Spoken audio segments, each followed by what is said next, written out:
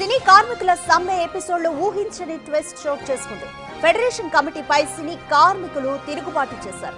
తమతో చర్చలు జరపకుండానే ఫెడరేషన్ సభ్యులు తమ సొంత నిర్ణయంతో సంతకాలు పెట్టారని ఆరోపిస్తున్నారు. అంతేకాదు ఇవాళ షూటింగ్లకు వెళ్లేందుకు నిరాకరిస్తున్నాయి కార్మిక సంఘాలు. ఇవాళ మీటింగ్ ఏర్పాటు చేసుకుని మాట్లాడుకోవాలని నిర్ణయించాయి. ఇక ఫెడరేషన్ కు అనిల్ తో పాటు అమ్మిరాజు రాజీనామా చేయాల్సిందేనంటూ పట్టుబడుతున్నాయి. అటు ఫెడరేషన్ ముట్టడికి ప్రయత్నిస్తున్నారు కార్మికులు.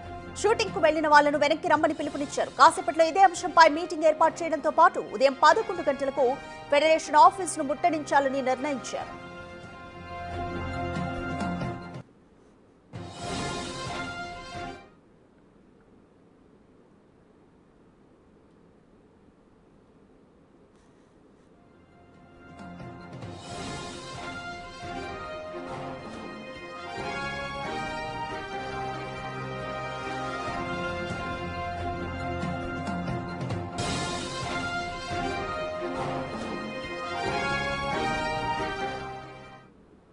మోర్ డీటెయిల్స్ మా ప్రతినిధి శ్రీపాల్ అందిస్తారు. శ్రీపాల్, సినీ కార్మికుల సమ్మె కథ సుఖాంతమైందని అందరూ భావించారు. బట్ మళ్ళీ ఇప్పుడు మరో ట్విస్ట్ చోటు చేసుకుంది. ఫెడరేషన్ సభ్యులు తమ అంగీకారం లేకుండానే సంతకాలు పెట్టారని వాళ్ళు ఆరోపిస్తున్నారు. మళ్ళీ సమ్మె కొనసాగుతుందా? వాళ్ళ డిమాండ్ ఏంటి?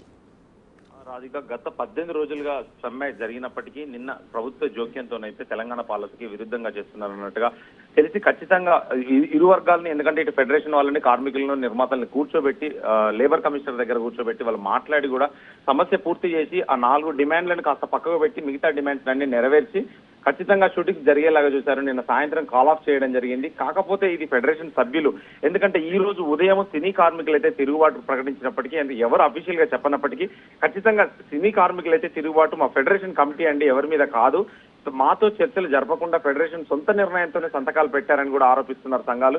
అయితే ఈ రోజు షూటింగ్ వెళ్ళడానికి అయితే నిరాకరించారు చాలా సంఘాలు. ఈ 13 సంఘాలు అయితే ఏవైతే ఉన్నాయో అవైతే వాళ్ళందరూ ఆ 13 సంఘాలలో అసంతృప్తి వ్యక్తం చేస్తున్నారు. ఈ రోజు మళ్ళీ మీటింగ్స్ 10 గంటలకు పెట్టుకొని ఎవరి ఆఫీసులో వాళ్ళ యూనియన్ ఆఫీసులో పెట్టుకొని ఖచ్చితంగా ఒక నిర్ణయించుకున్న తర్వాతే మనం షూటింగ్స్ కి వెళ్ళాలని చెప్పేసి కూడా ఒక నిర్ణయం అయితే చెప్పడం జరిగింది. అయితే ఫెడరేషన్ కి అయితే అనిల్ మరియు అమ్మిరాజు రాజీనామా చేసి తీరాల్సిందే అని చెప్పేసి కూడా పట్టుబడుతున్నారు ఇప్పటికీ కొంతమంది సంఘాల అధినేతలు కూడా. ఎందుకంటే మమ్మల్ని అన్యాయంగా చేశారు, వాళ్ళే ప్రకటించారు ఉద్యమాన్ని, ఎందుకంటే వాళ్ళే స్ట్రైక్ చేద్దాము, వాళ్ళే షూటింగ్స్ వెళ్లకుండానే చేశారు, వాళ్ళే మళ్ళీ తెలియకుండా మాకు ఏమి సంప్రదించకుండానే షూటింగ్స్ ఆపేయడం జరిగింది. అయితే ఈ రోజు అన్ని సంఘాల కార్మికులు అయితే వారి వారి యూనియన్ ఆఫీసులో అయితే మీటింగ్ ఏర్పాటు చేసుకోవడం జరిగింది.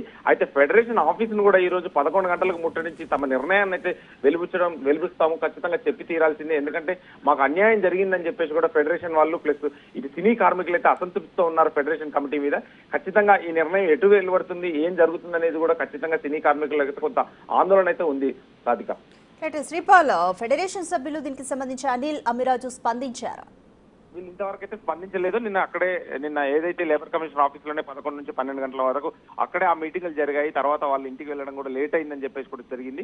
ఎవరైతే ఫోన్ అందుబాటులోకి రాలేదు, ఖచ్చితంగా ఈ రోజు అయితే ఎవరి సంఘం ఆఫీస్ లో వాళ్ళైతే ఇప్పుడు 9 గంటలకైతే మీటింగ్లు పెట్టుకోవడానికి సిద్ధమయ్యారు. ఖచ్చితంగా ఆ మీటింగ్ల తర్వాత ఏం జరుగుతుంది అనేది వారి నిర్ణయాలను బట్టేసే ఉంటుంది.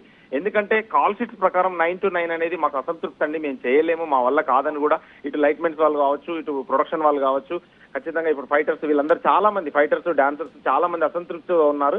మాకు తెలియకుండానే సంతకాలు పెట్టారు, మా ఆమోదం లేకుండా కూడా సంతకాలు పెట్టాడు, మాకు ఏ నిర్ణయం చెప్పకుండానే సంతకాలు పెట్టడం జరిగిందని చెప్పేసి కూడా చాలా అసంతృప్తితో ఉండి ఈ రోజు అయితే మళ్ళీ వాళ్ళైతే ఫెడరేషన్ కమిటీ మీద మేము తిరుగుబాటు అయితే ఖచ్చితంగా చేస్తామని చెప్తున్నారు. రాధిక, 9 to 9 కాల్ షీట్ దీనికి సంబంధించి అభ్యంతరం వ్యక్తం చేస్తున్నారా? కార్మికులు ఇంకా ఏవేవి ఆమోదయోగ్యం కాదని కార్మికులు చెప్తున్నారు?